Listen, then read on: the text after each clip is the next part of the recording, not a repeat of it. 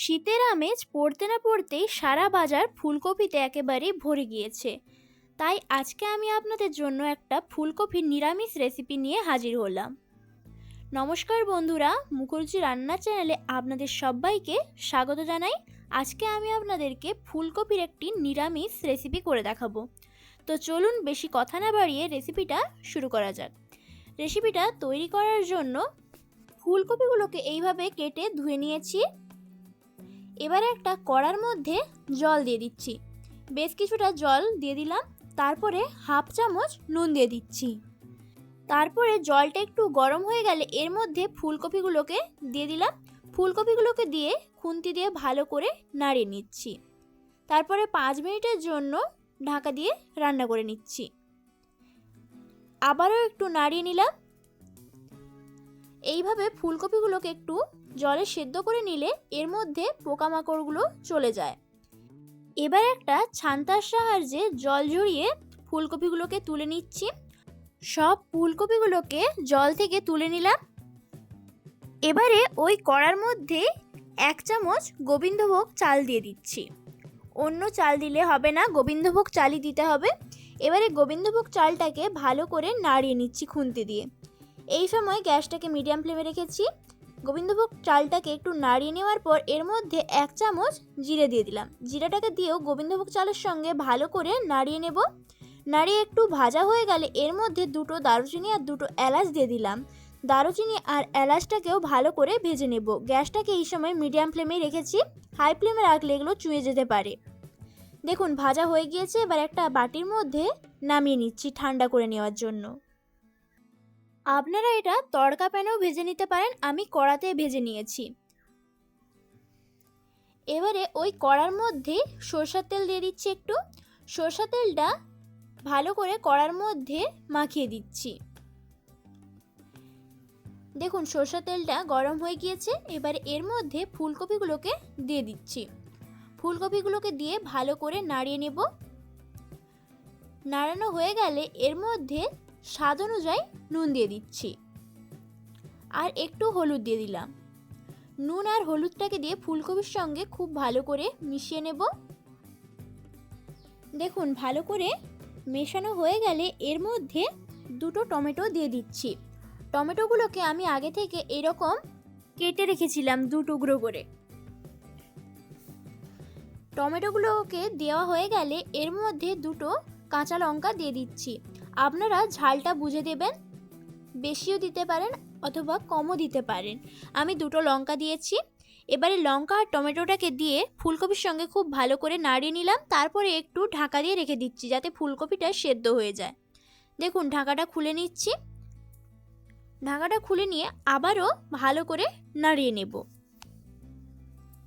দেখুন টমেটোগুলো সিদ্ধ হয়ে গিয়েছে। এবারে একটা পাত্রের মধ্যে টমেটো আর লঙ্কাটাকে নামিয়ে নিচ্ছি। তবে কপিগুলো এখনও সেদ্ধ হয়নি, তাই কপিগুলোকে নামাবো না। কপিগুলোকে এখনও আরও একটু ভেজে নেব। লঙ্কা আর টমেটোটাকে নামিয়ে নেওয়ার পর ফুলকপিটাকে আবারও ভালো করে নাড়িয়ে চাড়িয়ে ভেজে নেব।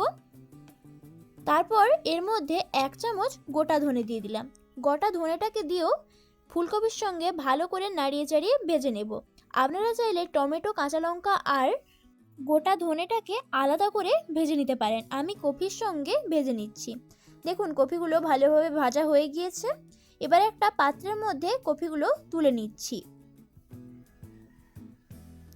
দেখুন এইভাবে একটা একটা করে আস্তে আস্তে তুলে নিচ্ছি যাতে এর মধ্যে গোটা ধনেগুলো থেকে যায়। সব ফুলকপিগুলোকেই তুলে নিয়েছি। তুলে নেওয়া হয়ে গেলে গোটা ধনেগুলোকে আরও একটু ভালো করে ভেজে নেব। ভাজা হয়ে গেলে গোটা ধনেগুলোকেও টমেটো আর কাঁচা লঙ্কার সঙ্গে নামিয়ে নেব। দেখুন এবারে গোটা ধনেগুলোকে নামিয়ে নিচ্ছি।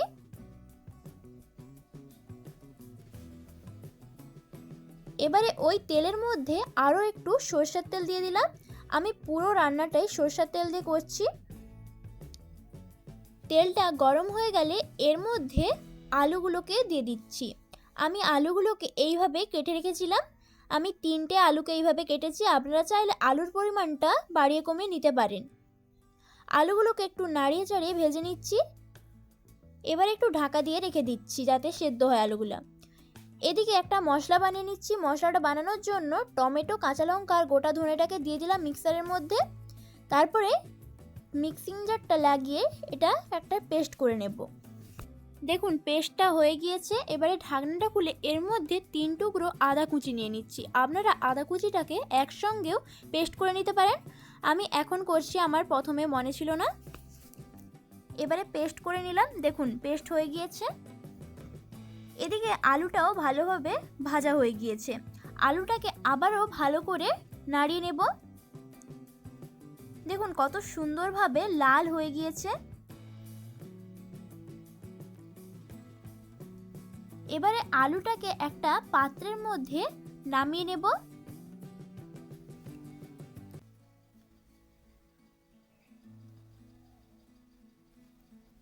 দেখুন সব আলুগুলো নামিয়ে নিয়েছি। এবারে ওই তেলের মধ্যেই একটা তেজপাতাকে এইভাবে ছিঁড়ে দিয়ে দিয়েছি। তেজপাতাটাকে একটু নাড়িয়ে ভেজে নেব। ভাজা হয়ে গেলে এর মধ্যে একটা শুকনো লঙ্কাকে একটু ছিঁড়ে দিয়ে দিলাম। লঙ্কাটাকেও একটু ভাজা হয়ে গেলে এর মধ্যে 1 চামচ জিরে দিয়ে দিচ্ছি। জিরেটাকেও এইভাবে নাড়িয়ে চাড়িয়ে ভেজে নেব। গ্যাসটাকে এই সময় মিডিয়াম ফ্লেমে রেখেছি, নাহলে জিরেগুলো ছুঁয়ে যেতে পারে। দেখুন জিরেগুলো ভাজা হয়ে গিয়েছে। এবার এর মধ্যে মশলার পেস্টটা দিয়ে দিচ্ছি। পেস্টটা দিয়ে খুব ভালো করে মিশিয়ে নেব। যতক্ষণ না তেল ছাড়ছে মশলার মধ্যে থেকে ততক্ষণ এইভাবেই নাড়িয়ে ভেজে নেব। মিক্সিং জারটা ধুয়ে এর মধ্যে একটু দিয়ে দিলাম। তারপর আবারও ভালো করে নেড়ে নেব। মশলার মধ্যে থেকে কাঁচা গন্ধ চলে গেলে এর মধ্যে ফুলকপি আর আলুগুলোকে দিয়ে দিচ্ছি। দেখুন মশলা থেকে তেল ছেড়ে দিয়েছে। এবারে ফুলকপি আর আলুটাকে দিয়ে দিলাম। তারপরে খুন্তি দিয়ে আবারও ভালো করে মশলার সঙ্গে মিশিয়ে নেব ফুলকপি আর আলুটাকে। মেশানো হয়ে গেলে এর মধ্যে আবারও নুন দিয়ে দিচ্ছি। নুনটা দেওয়ার পর এর মধ্যে 1/2 চামচ হলুদ দিয়ে দিলাম। নুন আর হলুদটাকে ভালো করে ফুলকপির সঙ্গে মিশিয়ে নেব। আপনারা চাইলে নুন হলুদটা মশলাটা কষানোর সময়ও দিয়ে দিতে পারেন। একটু ভালো করে নাড়িয়ে চাড়িয়ে নেওয়ার পর এর মধ্যে 1/2 চামচ কাশ্মীরি লঙ্কার গুঁড়ো দিয়ে দিচ্ছি।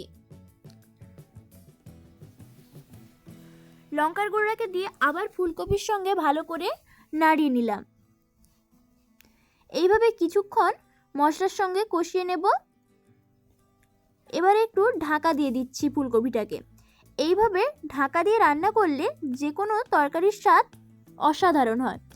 এদিকে আরও একটা মশলা তৈরি করে নিচ্ছি। আমি যেই চাল আর জিরে, দারুচিনি, এলাচটাকে ভেজে রেখেছিলাম সেটা একটা মিক্সির মধ্যে দিয়ে গুঁড়ো করে নিলাম।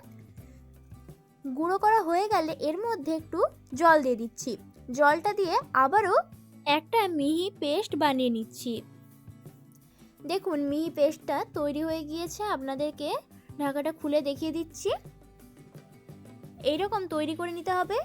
এদিকে ফুলকপিটাকেও ভালো করে কষিয়ে নিয়েছি। এবারে ঢাকাটা খুলে আবারও ভালো করে খুন্তি দিয়ে নাড়িয়ে নেব।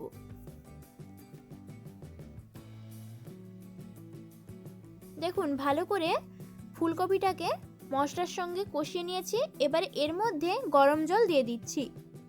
গরম জলটা দেওয়ার পর আবারও ভালো করে ফুলকপির সঙ্গে মিশিয়ে নিচ্ছি। এবারে ঝোলটাকে একটু ফুটতে দেব, গ্যাসটাকে হাই ফ্লেমে রেখে। দেখুন ঝোলটা ফুটে উঠেছে। এবারে এর মধ্যে একটু চিনি দিয়ে দিচ্ছি। চিনিটা দিলে খুব সুন্দর টেস্ট হয়, তাই দিলাম। আপনারা চাইলে নাও দিতে পারেন। এবারে যেই মশলাটা তৈরি করে রেখেছিলাম সেই মশলাটা দিয়ে দিচ্ছি। মশলাটা দেওয়ার পর আবারও ভালো করে ফুলকপির সঙ্গে নাড়িয়ে নেব। যখন ফুলকপিটা এইভাবে ফুটে উঠবে তখন এই মশলাটা দিতে হবে।